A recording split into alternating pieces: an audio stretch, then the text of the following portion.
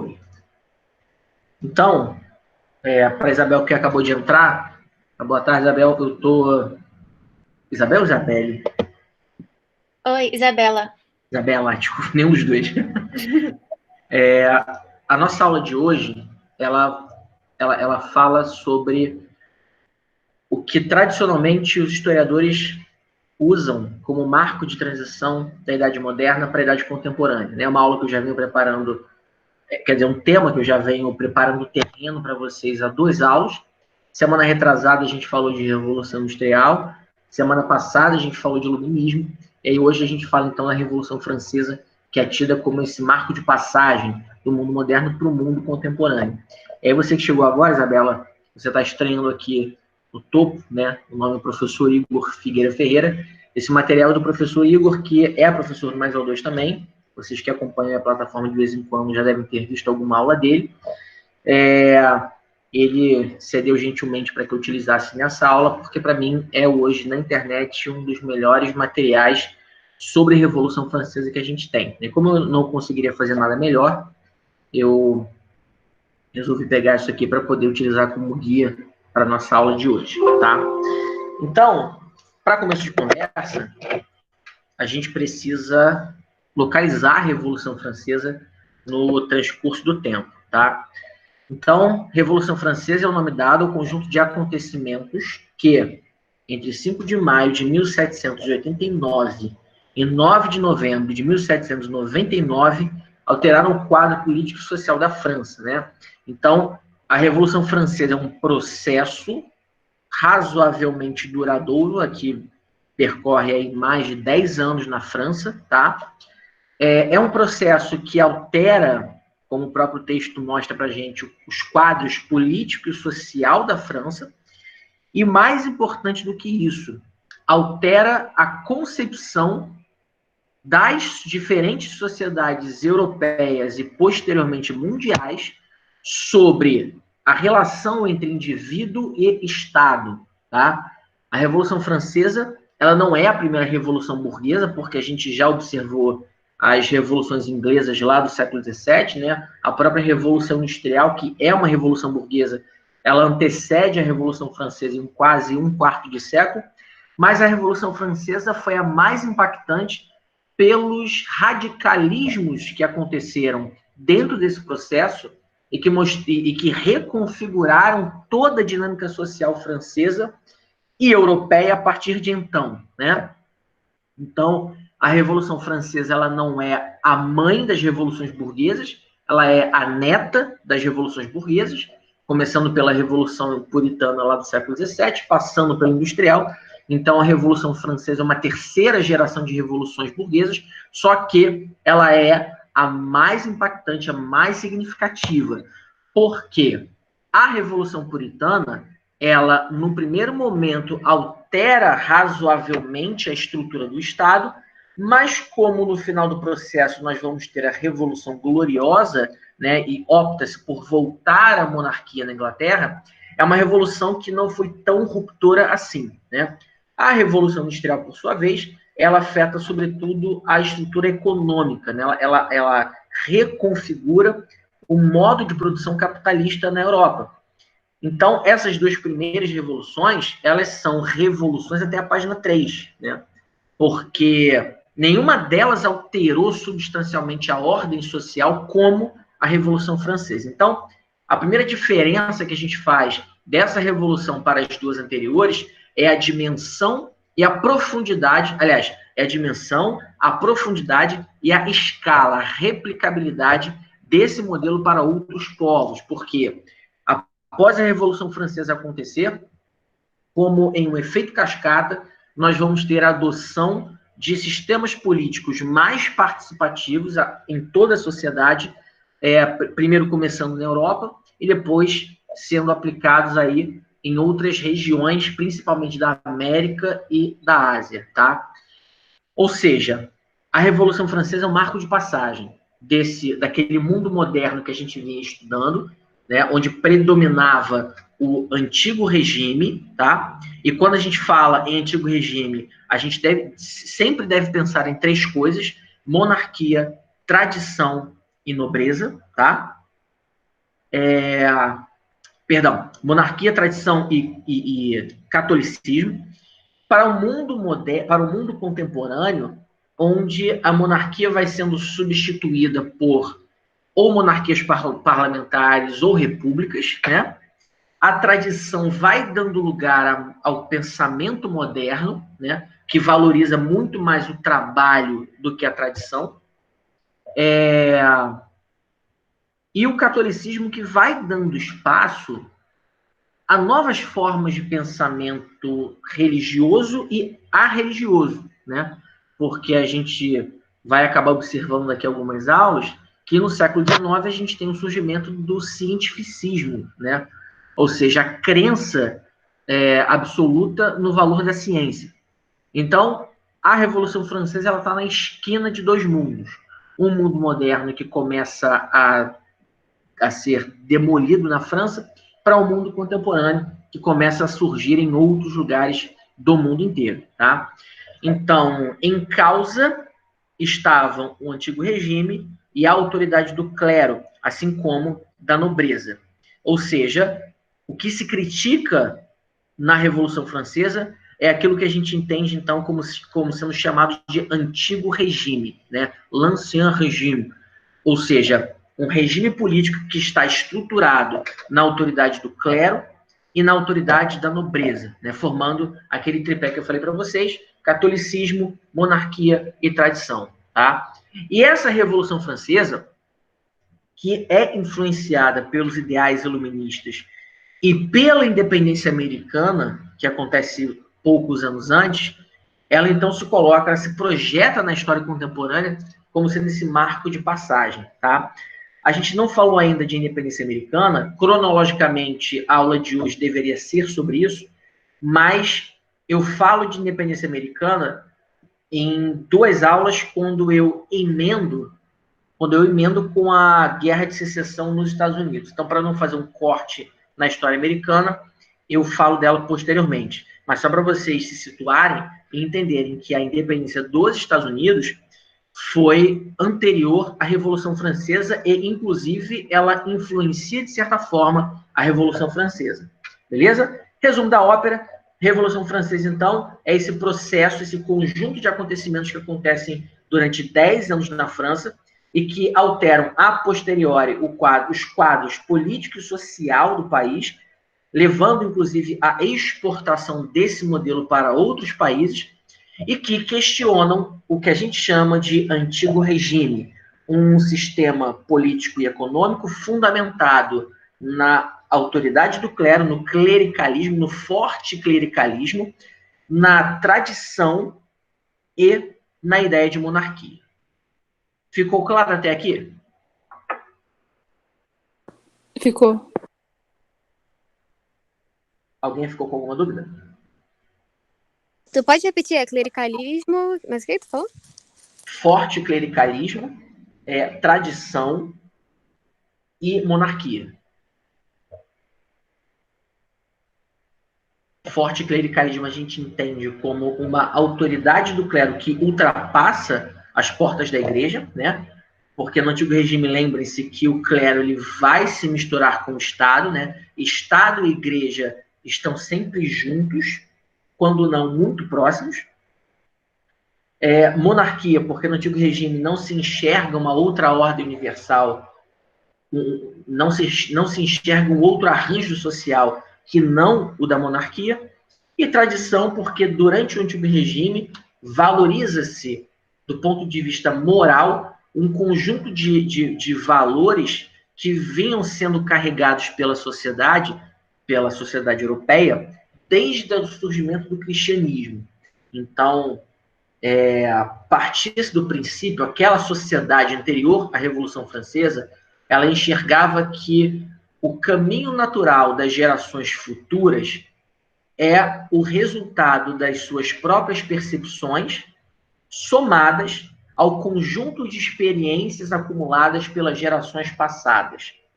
Então, o antigo regime se coloca a partir desse tripé, tá? Tradição, monarquia e forte clericalismo. É contra isso que a Revolução Francesa vai lutar. Tranquilo? Tá bom, obrigada. E aí, para a gente começar a entender, né? Acho que a primeira pergunta é: por que a França é o palco de uma revolução dessa grandeza? Se naquele momento a Inglaterra era a maior potência europeia. Alguém consegue me responder essa pergunta? Por que a França foi palco de uma revolução dessa magnitude e não a Inglaterra, se a Inglaterra era a maior potência da época? Onde, tecnicamente, as desigualdades seriam maiores do que as na França? A Inglaterra já era parlamentarista? Boa. Primeira resposta. A Inglaterra já era uma monarquia parlamentar, tá? Então, o poder do rei já era limitado, ou seja, os instrumentos legais de limitação da autoridade política, eles já existiam na Inglaterra. Então, não fazia muito sentido você lutar contra o antigo regime, porque ele já não existia na Inglaterra há mais de 100 anos.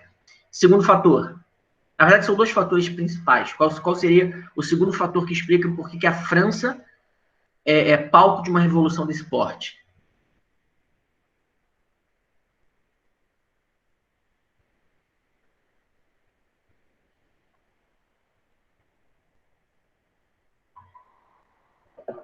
Um de cada vez.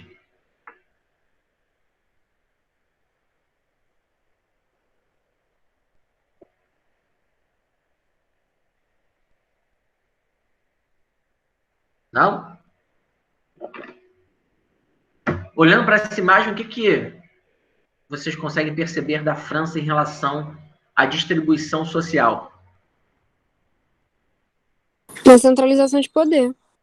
Você tem uma centralização política nas mãos do rei, porque a França é tida como um modelo absolutista, e você tem uma pequena parcela da sociedade, clero e nobreza somados, que vão usufruir de uma série de privilégios sociais, tá?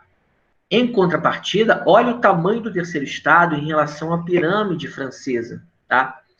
Então, primeiro ponto que nos leva a enxergar por que a França é palco de uma revolução desse porte é que a gente tem na França uma distribuição social bem desigual, onde 5% da sociedade francesa ela corresponde ao primeiro e segundo estados, né? Então, a gente está falando de mais ou menos 300 e poucas, 400 mil pessoas que fazem parte do primeiro e segundo estados, e a gente tem 20 milhões de pessoas que fazem parte do terceiro estado. Então, é uma sociedade extremamente distante, o topo em relação à base, né? E nesse terceiro estado, né, não confundam isso, eu tenho diversos segmentos sociais, inclusive a burguesia. Cuidado aqui nesse ponto, porque eu já vi aluno achando que a burguesia, por ser rica, muitas vezes, por ter muito dinheiro, ela faz parte do primeiro estado ou do segundo. Não. Porque o que caracteriza a sua posição dentro da ordem social é a tradição, não é quanto você tem de dinheiro, tá? Inclusive, um dos pontos mais interessantes nessa transição do mundo moderno para o mundo contemporâneo é que o que te coloca em destaque na sociedade não é a tradição da sua família, né? Mas sim o quanto de patrimônio você acumulou durante a sua vida, tá? Então, o mundo moderno, aquele mundo fundamentado no tripé monarquia, clero e tradição, era um mundo onde, se você nasceu nobre, cara, parabéns, você pode ser um nobre falido, mas você é nobre. Você faz parte dos 5% da sociedade. Agora, se você é burguês, e aí não importa se você, de repente, é um burguês que tem uma fortuna que é maior do que toda a nobreza somada, mas se você nasceu burguês, você está condenado a fazer parte do terceiro estado, ou seja, você está condenado a sustentar os outros dois estados. Por quê? Porque aquela sociedade fundamentada na tradição enxerga que o trabalho trabalho braçal, o trabalho manual, né, o trabalho físico, ele é o efeito de uma vida não dedicada às suas capacidades naturais que o universo te possibilitou. Gustavo, não entendi. Traduzindo, qual é a diferença entre um nobre tradicional do antigo regime e um burguês do terceiro estado, desse mundo novo que vai surgir? O burguês, ele acredita no valor do trabalho, porque o burguês trabalhou pra caramba para construir fortuna, construir patrimônio. Então, o valor que o burguês dá é ao trabalho e ao trabalho duro. O nobre, por sua vez, entende que, enquanto nobre, ele deve devolver à sociedade, ele deve retribuir à sociedade as habilidades que o universo deu a ele, né? Então, se um nobre é um cara muito habilidoso para a arte da guerra, então ele deve ser um cavaleiro e deve servir aquela sociedade, mas como cavaleiro. E como é que o nobre enxerga um burguês, por exemplo? Ele enxerga que o burguês é um indivíduo despossuído moralmente e um indivíduo, inclusive, que rompe com a própria ordem universal. Porque o nobre acredita que cada um de nós nasceu ali com um certo propósito, com um conjunto de habilidades necessárias à nossa sobrevivência. E não explorar essas habilidades naturais é você ir contra a natureza do próprio universo. Então, por que nobre não trabalha pesado? Porque o nobre enxerga que o trabalho pesado é o resultado de alguém que não desenvolveu ou que não faz uso das habilidades que o universo lhes deu, né? Lhe deu.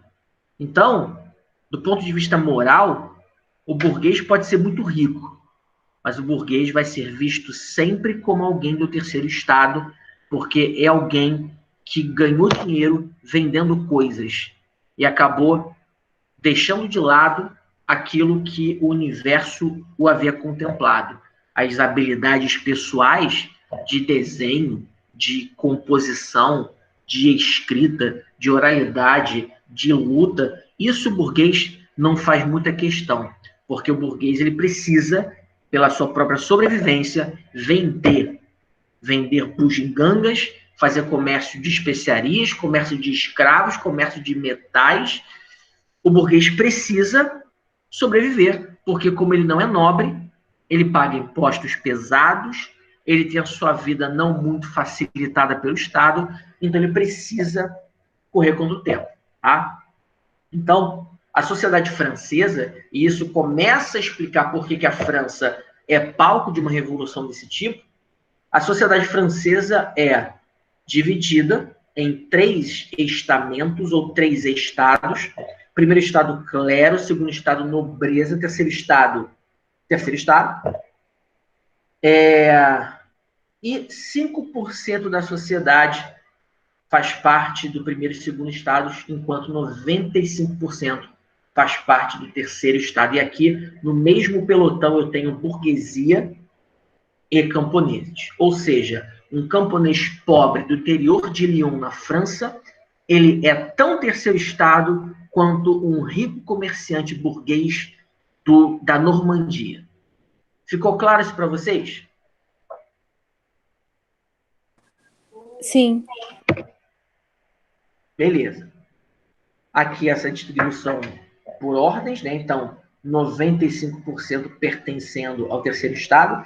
E quando a gente compara as populações urbana e rural, também é uma grande discrepância, né? Então, grande parte da população francesa vive no campo. E se grande parte da população pertence ao terceiro estado, então a gente pode supor que o grande contingente populacional da França era formado por camponeses. Tranquilo? Sim ou não? Tranquilo. Então, aqui os números em mais destaque para vocês, tá? Essa charge, ela é muito cobrada em prova, cara, já vi umas 3, 4, 5 provas de vestibular, inclusive o Enem, colocando essa charge, né? Essa charge é uma das muitas charges que na época eram feitas para criticar a sociedade francesa, tá? Aqui na imagem você tem personagens representando cada um dos estados, né? Então, camarada representando... na verdade, não, essa imagem não representa os 3 estados, tá? Mas representa que uma parte da sociedade carrega as outras nas costas, né? Então, na imagem são representados 3 personagens. Eles representam as diferentes ordens sociais francesas. O homem carregando as demais representa o terceiro estado. Então, essa é uma das muitas críticas feitas à época em relação ao modo como o Estado francês estava estruturado. Porque, como eu falei anteriormente, primeiro e segundo estados não pagavam impostos. Então, se você fosse um nobre francês, cara, você não pagaria impostos sobre a sua terra e você ainda receberia uma pensão do governo, né? Então, o nobre, além de receber rendas da sua terra, ele ainda recebe uma pensão do governo. O clero, a mesma coisa, né? E quem é que banca isso? Quem que sustenta isso? É o terceiro estado. Mas quando a gente abre a lupa da sociedade, a gente vai observar que grande parte dela é pobre. E da mesma forma que o Estado francês isentava os nobres de pagamento de impostos, a mão do Estado francês pesava menos sobre os mais pobres. Então, quem pagava realmente muitos impostos eram burgueses, comerciantes, grandes artesãos e uma meia dúzia ou outra de elementos dentro da sociedade. Então, dentro do terceiro estado, quem mais vai reclamar do modo como a sociedade se organiza é a burguesia, porque ela é quem paga grande parte dessa conta. Tranquilo? E é por isso que a gente observa que a Revolução Francesa é uma revolução burguesa, porque camponeses e artesãos viviam em tantas condições subhumanas quanto outros segmentos sociais. Mas eles não precisavam sustentar grande parte do peso do Estado. Beleza? Então, o arranjo social francês, formado por uma distribuição desigual, né, onde 5% da sociedade apenas estava no primeiro e segundo estados, é uma sociedade que também acumula muitas outras críticas e insatisfações em relação ao governo, em relação ao Estado, né? A primeira delas, impostos excessivos. Então, como eu falei, para sustentar aquela máquina pública, era necessário cobrar muito imposto. Beleza? Segunda crítica, descontrole das contas públicas. Durante o século XVIII, a França se envolve em pelo menos 8 guerras, tá? E ela perde, no barato, umas 6 dessas guerras. A mais recente, antes da Revolução Francesa acontecer, foi a Guerra dos 7 Anos. Conflito que a gente vai abordar novamente quando a gente falar de independência americana, mas um conflito que aconteceu entre Inglaterra e França, só que foi um conflito ocorrido lá nas colônias anglo-francesas da América. Então a França, para se envolver nessa guerra, mandou navio, soldado, arma, munição e parará, parará, parará. Então, entrar em várias guerras no século XVIII esgotou, por muitas vezes, as contas públicas da França, esgotou o cofre público francês. E toda vez que o cofre público estava vazio, o Estado precisava lançar impostos para novamente acumular caixa e ter dinheiro guardado nos cofres, né? Então, esse mecanismo estava com os descontados, porque uma sociedade onde 95% sustenta os outros 5%, e onde desses 95%, uma parte considerável é burguesa, você está abrindo espaço, sim, para uma instabilidade institucional propícia das revoluções, tá? Terceiro ponto é o contraste social. Então, a base da pirâmide, de fato, estava anos-luz de distância em relação à qualidade de vida do topo da pirâmide, né? E somado a isso, nós temos a contestação dos valores morais do antigo regime. Então, aquela coisa que eu falei da tradição, né, das gerações atuais, elas precisarem se referir às gerações passadas, porque as gerações passadas, por terem vivido muitas situações, elas conseguiram compartilhar melhor o caminho futuro, né? Então, essa crise moral, essa crítica à moral do antigo regime, ela também faz parte desse acúmulo de insatisfações que vão preparar para a Revolução Francesa.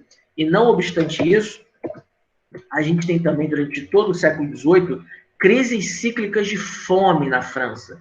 Só para a gente ter uma ideia, a cidade de Paris, tá? Chamada à época de Île-de-France, que corresponde hoje ali àquele centro de Paris mesmo, a França tinha, na época, em torno de 9 milhões de habitantes, tá? Só que no início do século XVIII, a população era de apenas 3 milhões. Então, olha que loucura. A população francesa triplicou no espaço de 100 anos. E, vamos lembrar aí de Thomas Malthus, né? A teoria malthusiana, a produção de alimentos na França não acompanhava a explosão demográfica que o país viu no século XVIII.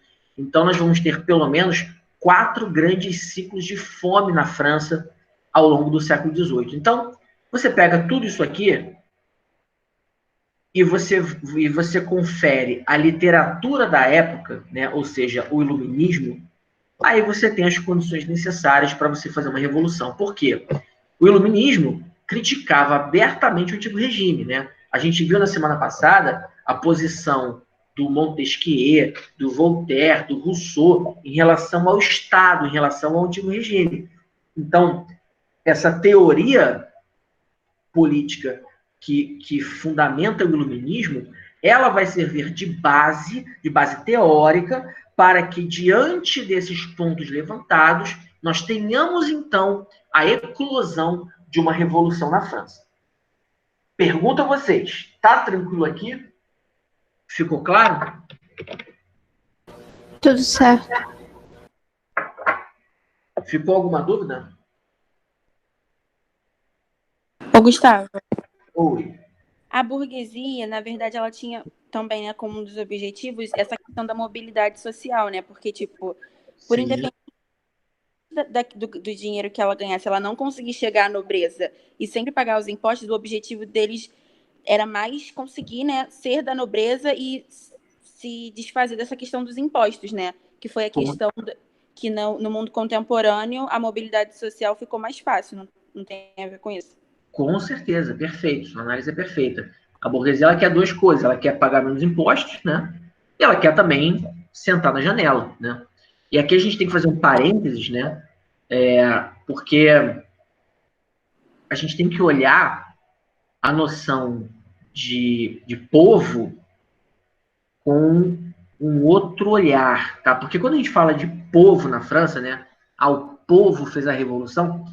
Entendam que o povo francês era plural, complexo e extremamente antagônico entre si. Tá?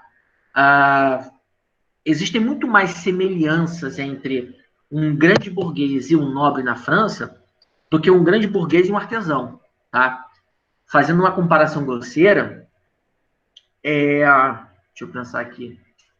Não vou ter instrumento para fazer comparação grosseira agora, não. Mas pensa que 23 milhões de franceses vivem em terceiro estado, mas eles não têm as mesmas demandas em relação ao Estado, né? Porque o camponês não paga tanto imposto quanto o burguês, então é óbvio que o burguês vai encher muito mais o saco do Estado para pagar menos imposto, né? O camponês, ele aceita um pouco mais a sua condição de terceiro estado, porque ele tem nele uma religiosidade um pouco mais ligada à tradição católica, né?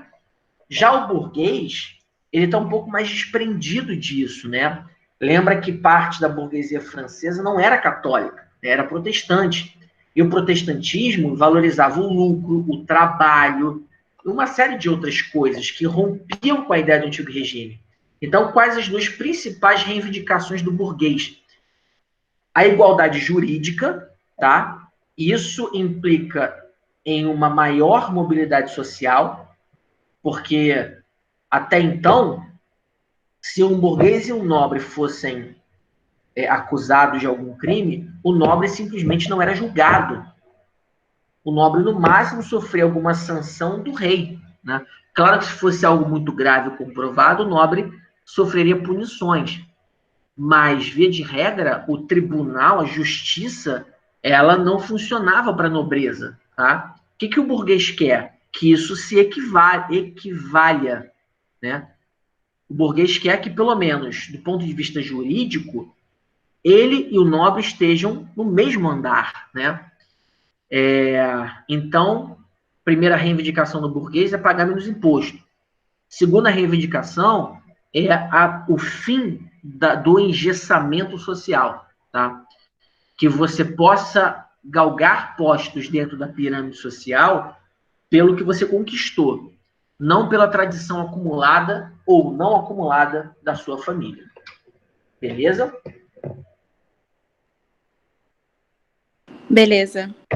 E, inclusive, a gente daqui a pouco vai observar que até mesmo dentro da burguesia tem uma diferença grande, né? Existem pequenos burgueses e grandes burgueses. A gente vai observar que eles também têm pautas diferentes, tá? Mas então o apelo que eu faço a vocês é enxergar a sociedade francesa como um organismo plural, complexo e muitas vezes contraditório entre si, tá? Então o que a gente tem? 1787 é o ano base para a gente ter o estopim da Revolução Francesa. Por quê? Porque foi um ano de crise econômica gravíssima na França. Tá? A França viveu um século XVIII muito ruim, um século XVIII muito ruim. Mas, especialmente, os últimos 25 anos do século XVIII foram tensos, né? Então, 1787, está rolando uma crise econômica na França, está rolando fome, e é o momento em que se discute aumentar os impostos, né? E todas as vezes que isso acontecia, uma parcela da sociedade chiava bastante. Só que, no final do século XVIII, o rei da França, Luís XVI, ele já tem uma certa resistência de alguns setores da sociedade, né? No final do século XVIII, o rei da França ele não tem mais a mesma estabilidade que ele tinha de quando ele assumiu o trono da França, né? Então, discute-se aumentar os impostos, ali às vésperas de 1790, e o rei da França, aconselhado inclusive por seus conselheiros, tá? Ele acaba convocando uma assembleia de notáveis formado pelos nobres de maior destreza intelectual na França, de modo que você pudesse discutir o aumento de impostos, a criação de novos impostos e tal. E foi sugerido ao rei que ele convocasse a Assembleia dos Estados Gerais, né? Então o rei convoca a Assembleia dos Notáveis, que sugere ao rei que ele convoque os Estados Gerais, ou a Assembleia dos Estados Gerais. O que era isso? Era uma assembleia que reunia membros dos 3 estados. Então, repara que aquela imagem que a gente construiu de uma França absolutista, né? Principalmente quando a gente está no ensino fundamental, 7º ano, 8º ano, que a gente vê sobre a Revolução Francesa, a gente tem uma impressão de que o rei da França é quase um ditador tirânico, né? Quando, na verdade, algumas ações como essas aqui mostram que o rei está aberto para ouvir, né? Então, o rei da França, ele aceita a sugestão, ele convoca a Assembleia dos Estados Gerais. Então, ele chama representantes dos 3 estados para discutir os assuntos referentes à crise econômica francesa, né? E aí, como é que funcionava essa Assembleia? Ó, cada estado tinha direito a um voto. Então, você tinha 300 representantes do primeiro estado, 300 representantes do segundo estado, e você tinha 600 representantes do terceiro estado, tá? Ou seja, percentualmente falando, não estava muito proporcional em relação à distribuição dessas pessoas na sociedade, né? Porque, pensa comigo, se apenas 5% da população francesa pertencia ao primeiro e segundo estados, se são 1.200 membros na Assembleia, 5% disso dá 60, né? Então, pela matemática, apenas 60 cadeiras deveriam ser destinadas ao primeiro e segundo estados. E todas as outras 1.140 deveriam ser destinadas ao terceiro estado. Mas, de cara, a gente já percebe que há um desequilíbrio de forças, né? Então, 50% das cadeiras da Assembleia eram destinadas a dois grupos sociais que representavam apenas 5% da população, né? Então, essa Assembleia dos Estados Gerais, ela reunia esses 1.200 representantes, tá?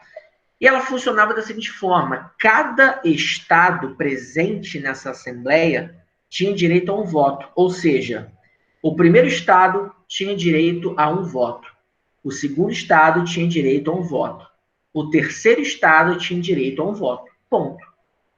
Então, a gente já observa de cara que o mecanismo, além de desequilibrado em números absolutos, ele também é desigual em relação ao peso que cada estado tem. Porque primeiro e segundo estados, ou seja, clero e nobreza, eles têm uma afinidade muito grande, né? Por mais que nem todo clérigo seja bispo ou cardeal, né? Muitos clérigos eram padres que moravam em áreas rurais, distantes da França, áreas muito pobres, né?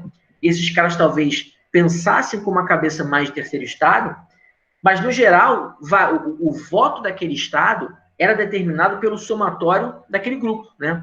Então, dos 300 membros do primeiro estado, 151 deveriam votar a favor de uma medida para que, então, o voto do primeiro estado fosse contabilizado. Não sei se está claro para vocês essa conta, tá?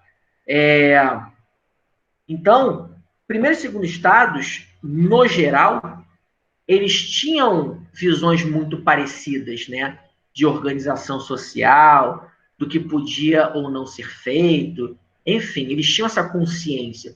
O que fazia com que, muitas vezes, tá? Eles votassem conjuntamente, né? Então, na prática, é muito provável que o terceiro estado perdesse as votações porque era um voto do terceiro estado contra 2 votos do primeiro e segundo estado somados, tá? E aí, qual era a primeira discussão naquele momento? Era que o terceiro estado, ele queria que o voto fosse individual, né? Ou seja, a sugestão dos membros do terceiro estado era de que o voto fosse computado por cabeça e não por ordem social. E aí você talvez pense, Gustavo, mas se for por cabeça dá empate, porque primeiro e segundo estados somados têm 600 votos. O terceiro estado tem 600. Só que lembra que eu falei? Membros do primeiro estado não necessariamente são bispos ou cardeais, né? Aquele padre que trabalha na paróquia no interior de Lyon, de Nice e outras cidades francesas, esse cara, ele é muito mais terceiro estado do que primeiro.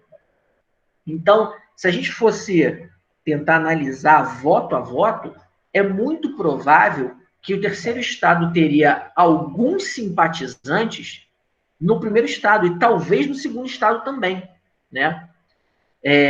Ou seja, o terceiro estado, se fosse por cabeça, ele talvez tivesse muito mais do que os 600 votos que equivaliam à quantidade de assentos que eles tinham nessa Assembleia.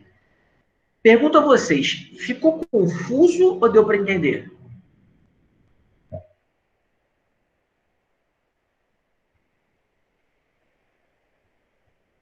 Deu para entender. Tranquilo? Tranquilo. Então, beleza. Só que, obviamente, para que o voto fosse por cabeça, era necessária uma votação. E aí perguntam, Clero, você quer que o voto seja por cabeça ou por ordem? Ah, eu quero voto por ordem. Nobreza, e você? Por ordem. Povo? Ah, eu quero por cabeça. Pô, beleza, deu 2-1, mantivemos o voto por ordem social. E esse foi, talvez, o estopim, né, para a Revolução Francesa, porque no momento que decide-se manter o voto por ordem social, o terceiro Estado ele se retira da Assembleia, né? Eu particularmente eu gosto muito desse quadro, porque você observa aqui o rei da França, né? E você observa camadas diferentes da sociedade situadas em alturas diferentes, né? Então, você observa aqui em cima o primeiro e o segundo estados, e aqui embaixo você tem o terceiro estado, né? Inclusive, o terceiro estado está em destaque aqui, as pessoas falam, olha a cara das pessoas, né? Uma cara de ironia, né? Uma cara de o que está acontecendo aqui, né?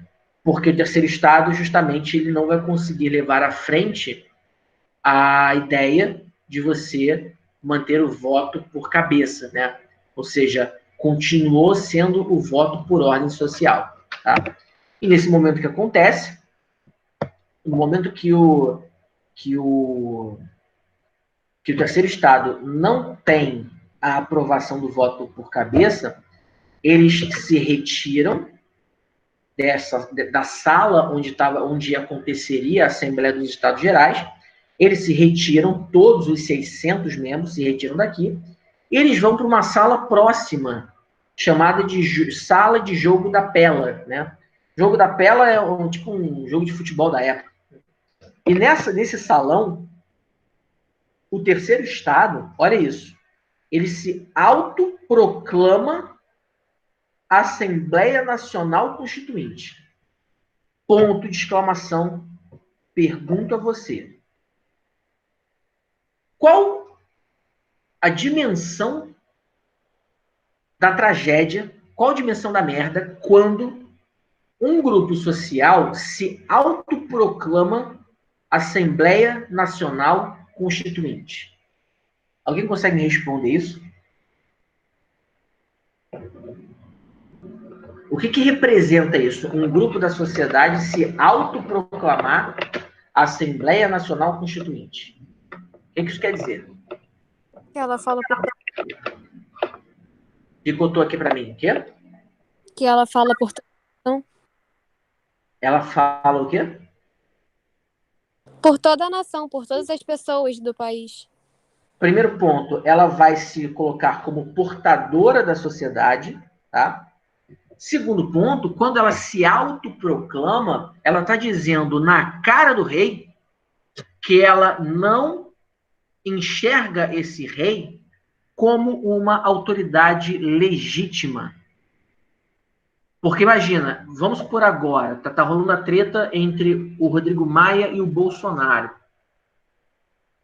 Em determinado momento da semana retrasada, se não me falha a memória, o Bolsonaro ele tomou uma medida que, na sequência, o Supremo Tribunal Federal bloqueou, impediu essa medida, e o Congresso, se eu não me engano, tá? Estou aqui tentando remoer a história, mas foi mais ou menos assim. E, em seguida, o Congresso aprovou uma lei que era algo parecido com o que o Bolsonaro estava tentando fazer, só que eles fizeram com outros dispositivos e deixaram de fora algumas coisas que o Bolsonaro tinha colocado. O que isso mostra para a gente? Que o poder executivo, muito embora tenha sido eleito democraticamente, ele não tem a legitimidade quando percebido pelos outros poderes. Então, hoje a gente tem aí basicamente os três poderes rachados, né? Você tem de um lado o poder executivo, que não dialoga com o poder legislativo, que tenta governar baseado em Twitter, em posts de Instagram e avisando que tem que ir para a rua mesmo e tal. E você tem do outro lado o poder legislativo e o judiciário que estão governando o país, né, por decretos, por leis aprovadas e, enfim, atropelando o poder executivo, né? Isso é muito grave do ponto de vista da República, porque respeitar as instituições é um dos elementos que mantém o Estado funcionando. Porque se você começa a desrespeitar demais os ritos da República, né, os rituais do Estado, quando você começa a atropelar os processos e tal, você começa a abrir espaço para ilegitimidade do poder constituído. E quando isso acontece, para que você derrube um governante, não exige muito esforço, tá? Por que eu estou te falando isso? Porque lá na Assembleia dos Estados Gerais, o terceiro Estado simplesmente se retira dessa Assembleia e eles mesmos se autoproclamam Assembleia Nacional Constituinte, falando em nome de todo o povo francês e com um objetivo muito claro, que nesse caso, qual é? Qual o objetivo dessa Assembleia Nacional Constituinte?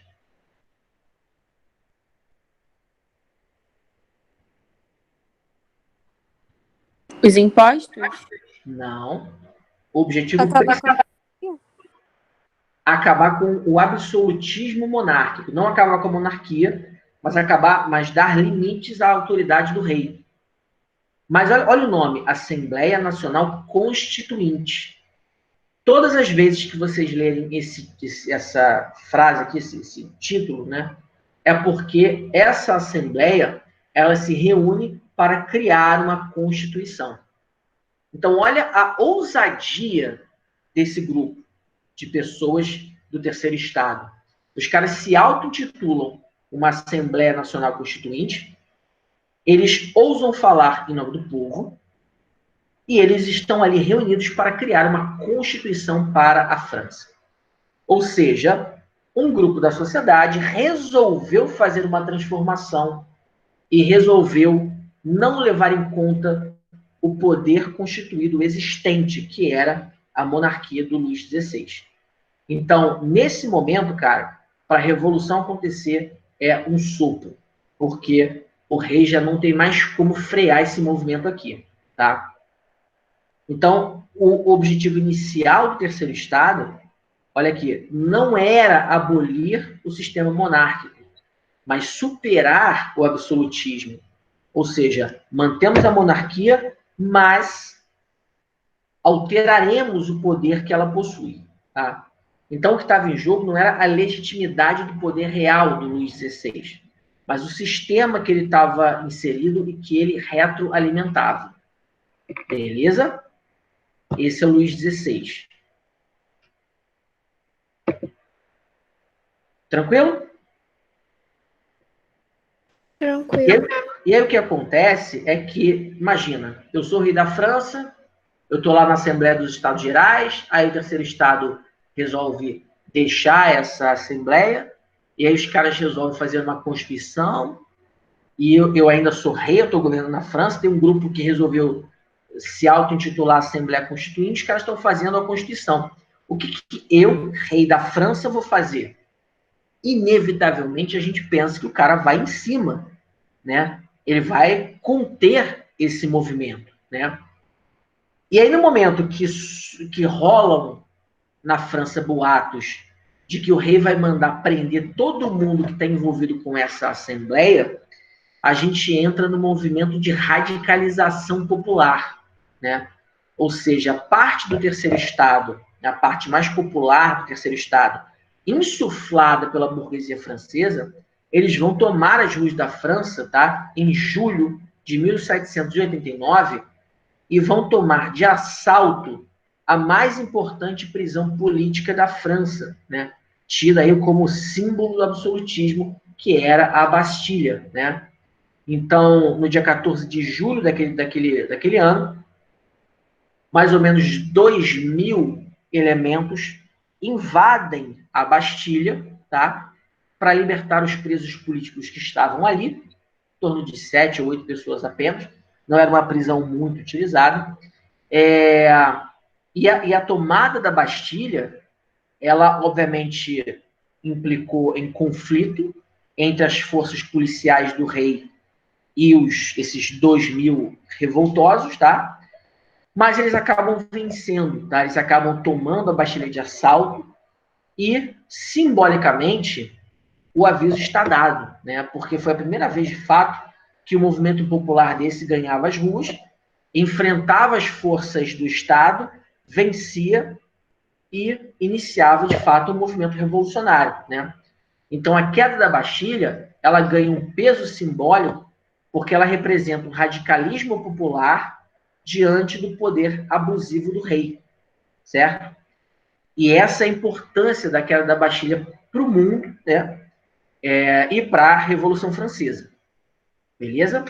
E quando a gente fala, obviamente, de radicalização popular, a gente está dizendo aqui que o povo participou desse movimento aqui, tá?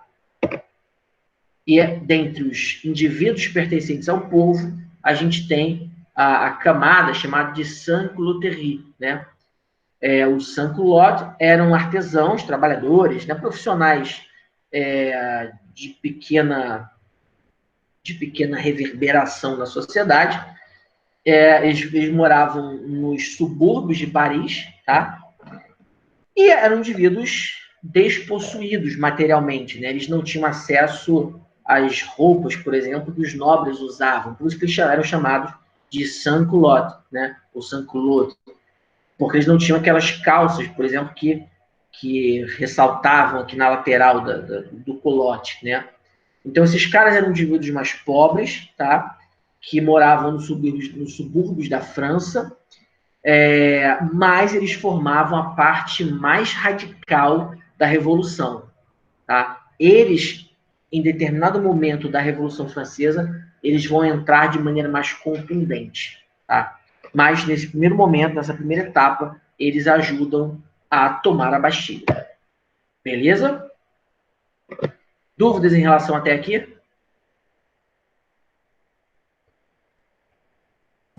Não. Tranquilo?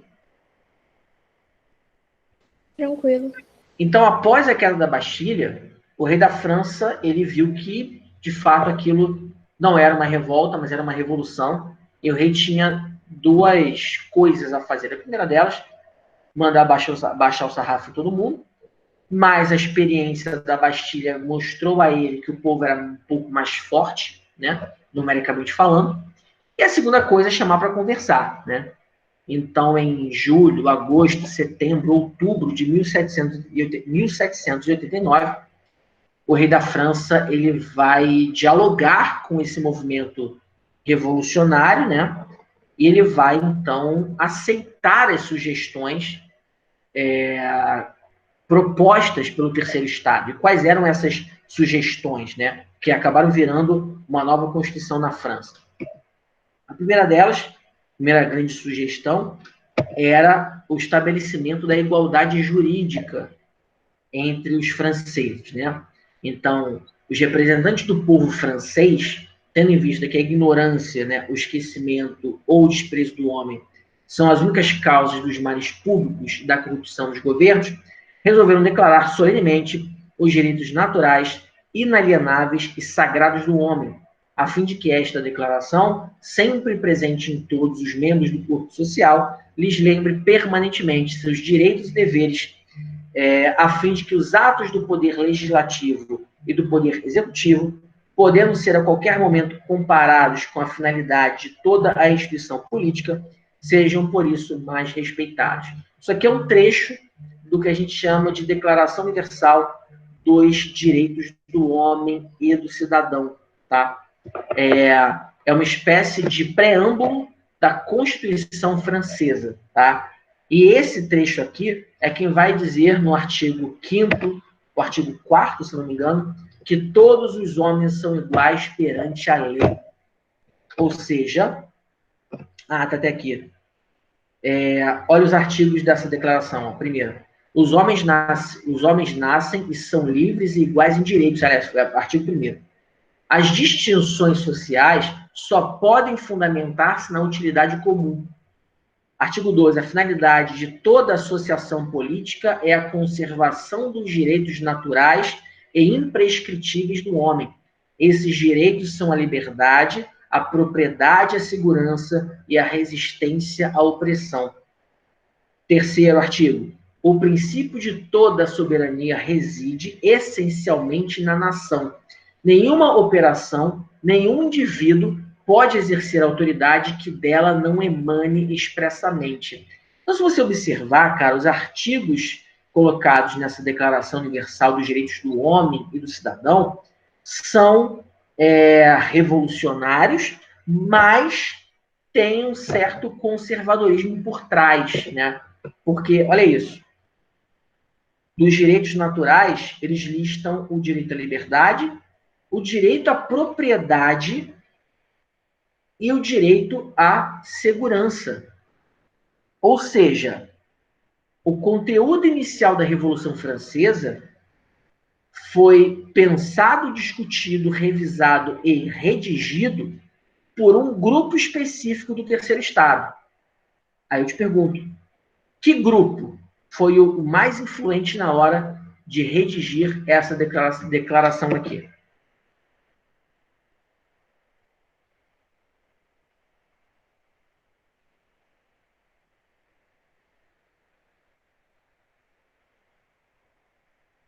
Quem consegue me dizer? Qual foi a pergunta mesmo? Desculpa. Qual grupo, qual grupo pertencente ao terceiro Estado foi responsável pela redação da Declaração Universal dos Direitos do Homem e do Cidadão?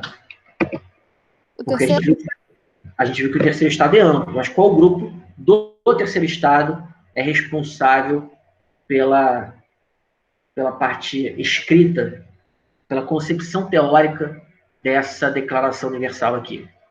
Burguesia? Perfeito, a burguesia. Então, sempre que vocês lerem a defesa da liberdade, da propriedade, cara, acenda a chavinha, porque a defesa da propriedade, ela é um princípio burguês desde sempre, tá? Então, esses 17 artigos iniciais da Constituição Francesa, eles representam, então, a Declaração Universal dos Direitos do Homem e do Cidadão, tá? Então, junto com isso, os franceses vão produzir a primeira Constituição Francesa, tá? E aqui a gente destaca 3 coisas. A primeira delas, a criação da monarquia constitucional. Então, aqui, 1791, é o ano em que a França vai dividir os poderes, tá? Então, aqui é a primeira experiência política onde eu tenho um poder legislativo, um judiciário e um executivo, tá? Além disso, foi estabelecido o voto censitário. E aqui a gente percebe novamente o caráter burguês dessa primeira fase da Revolução Francesa, porque o que é o voto censitário? É o voto baseado na renda individual das pessoas. Então, aqui eu faço um parênteses, eu quero que vocês anotem isso que eu vou falar, tá? A Revolução Francesa, ela é um processo não linear, ou seja, ela é uma revolução cheia de idas e vindas. Nesses 10 anos de Revolução Francesa, ela começa conservadora, tá? E é estranho falar isso, né? Uma revolução conservadora, mas ela começa conservadora. Aí ela entra no estágio de radicalização e popularização e ela termina conservadora. Então, essa primeira fase de Assembleia Nacional Constituinte, que os caras fazem a nova Constituição, aqui, quem comanda o processo todo é a burguesia. E uma parte específica da burguesia, que é a alta burguesia, tá? Então, divisão dos poderes beneficia toda a sociedade, beleza. Mas quando eu estabeleço o voto censitário, ou seja, o critério passa a ser a renda para que eu vote, aí eu estou limitando o acesso da população aos mecanismos políticos e sociais, tá? Então, faltou aqui uma parte. Então, além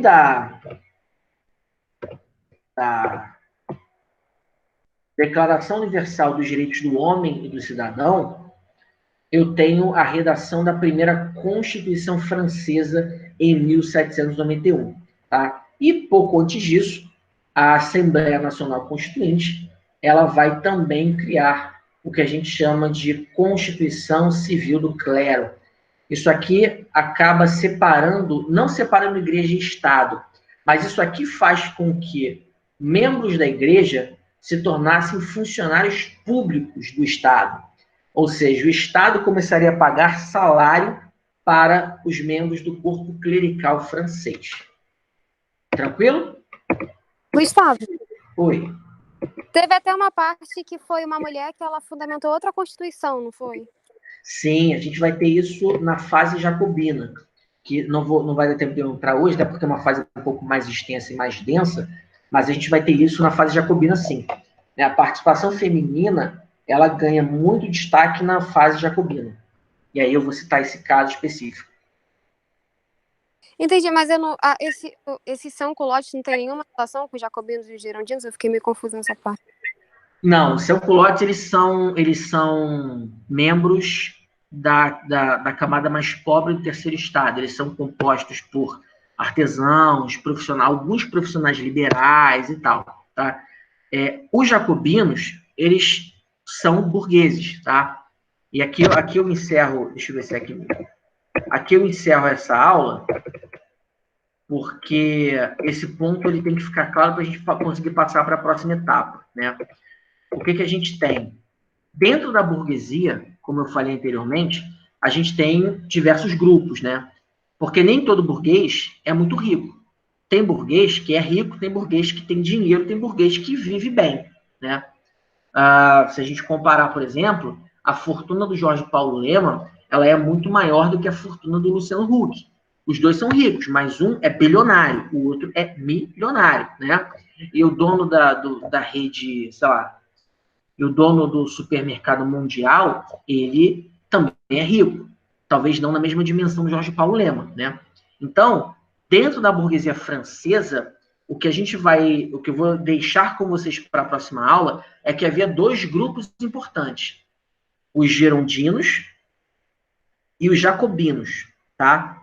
Os jacobinos não são artesãos, camponeses e tal. Os jacobinos são burgueses, tá? São pequenos comerciantes, mas são burgueses acima de tudo. E os girondinos são grandes comerciantes, grandes burgueses, grandes proprietários de terra, enfim. Fazendo uma comparação grosseira, o jacobino é o dono do bar da esquina da sua casa e o girondino é o dono da cerveja que o bar da esquina da sua casa vende, tá? Então, qual a posição desses dois grupos na Revolução Francesa?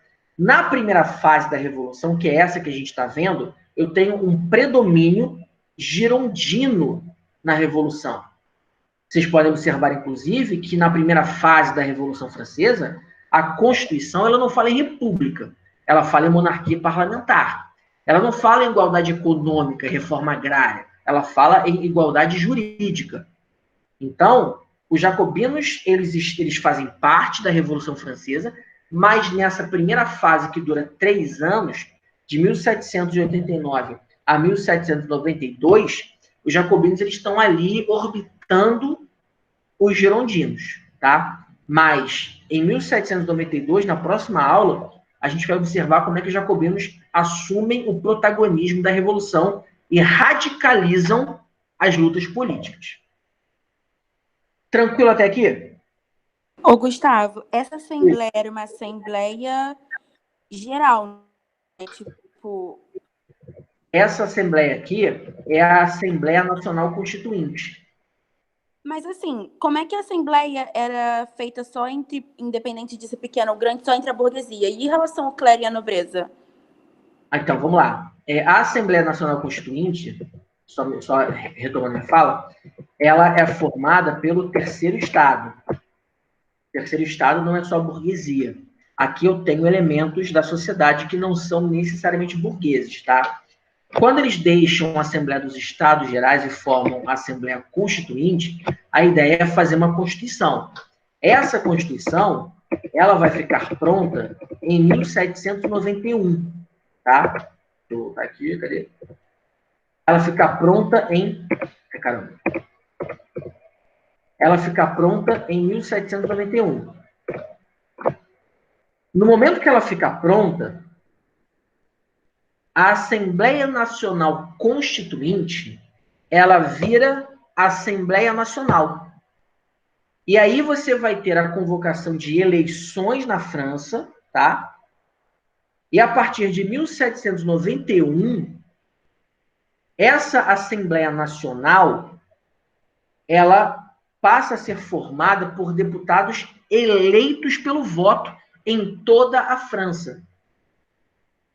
E aí você começa a ter, nessa fase de assembleia legislativa, né? Ou seja, com deputados eleitos pelo povo, como o voto era censitário, aí você começa a ter um monopólio, sim, burguês no parlamento francês.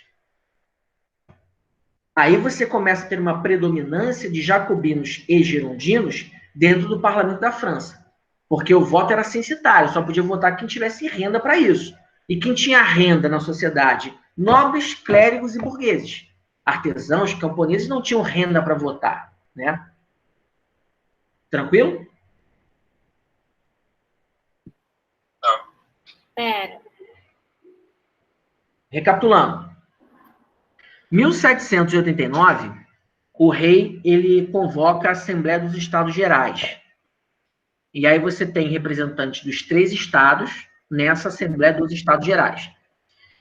O terceiro estado não concorda com o sistema de votação, se retira da Assembleia dos Estados Gerais. Esse terceiro estado se auto-intitula Assembleia Nacional Constituinte, com o objetivo de criar uma nova Constituição.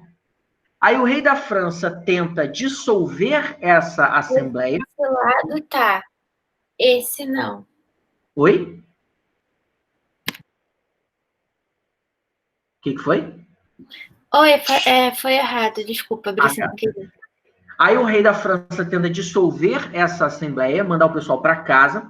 Aí acontece aquela treta na tomada da Bastilha. O rei recua, resolve dialogar com aquela Assembleia Constituinte e aceitar a Constituição por eles criada.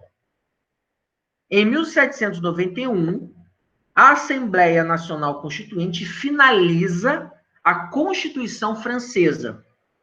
E, nesse momento, ela convoca, então, as primeiras eleições gerais para o parlamento francês, para a formação do primeiro parlamento francês. Tá? Essas eleições elas acontecem em toda a França, só que elas são exercidas através do que a gente viu ali, que era o voto censitário. Então, de acordo com a Constituição da França, criada principalmente pelos girondinos, só quem podia votar é quem tinha renda para isso. Então, você basicamente limita o voto a quem tem dinheiro para votar. E, principalmente, você limita os candidatos, né? Só quem acaba se candidatando é quem tem dinheiro para se sustentar como político, que na época não era remunerado.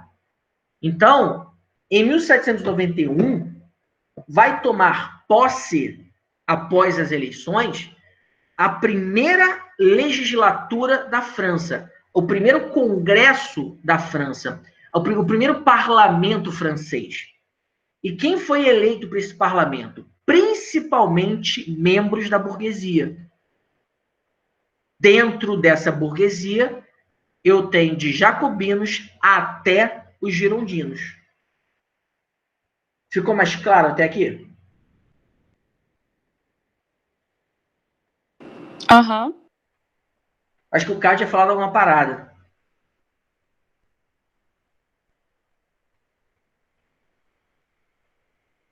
Sim ou não?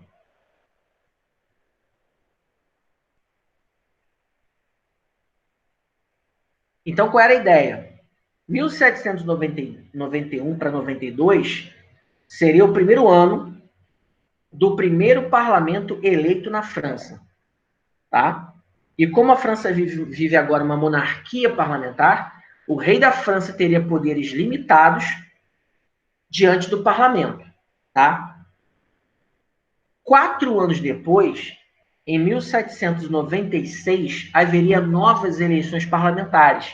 E aí você trocaria de novo o parlamento francês. Só que essas eleições, elas nem chegaram a acontecer, porque no meio disso eu vou ter um processo de radicalização, tá? Mas entendam, 1789, o rei convoca os Estados Gerais, o terceiro estado abandona essa reunião, o terceiro estado se autoproclama uma Assembleia Nacional Constituinte, o rei tenta acabar com essa Assembleia, não consegue, recua, aceita dialogar, aceita a Constituição proposta por aquela Assembleia, e em 1791, eles convocam eleições parlamentares na França, transformando a França, a partir de agora, em uma monarquia parlamentar.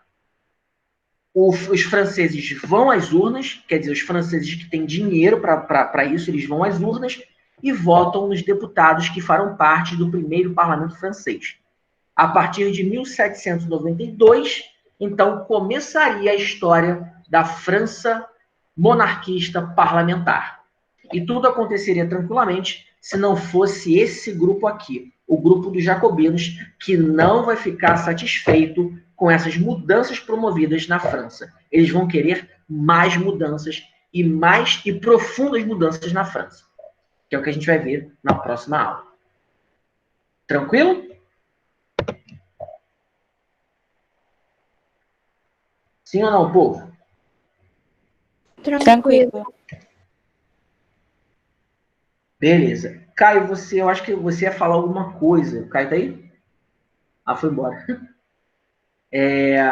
Enfim, qualquer dúvida, manda pelo zap. Semana passada a gente dá uma revisada nisso que eu falei para a gente retomar os assuntos. Tá bom? Então é isso aí, pessoal. Boa semana para vocês. E a gente se vê segunda-feira que vem para terminar a Revolução Francesa. Beijos!